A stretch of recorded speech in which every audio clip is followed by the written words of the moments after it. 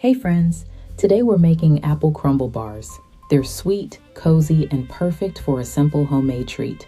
Let's get started.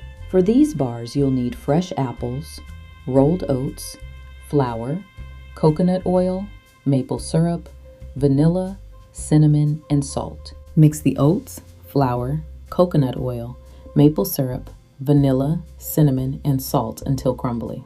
Press half of the crumble into the pan, smoothing it evenly into the corners so you get a solid, even base.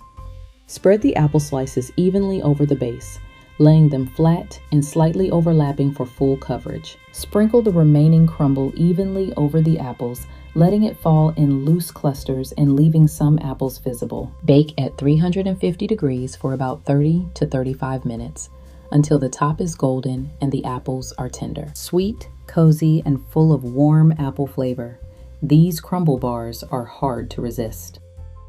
You'll find the full recipe in the pinned comment. See you next time.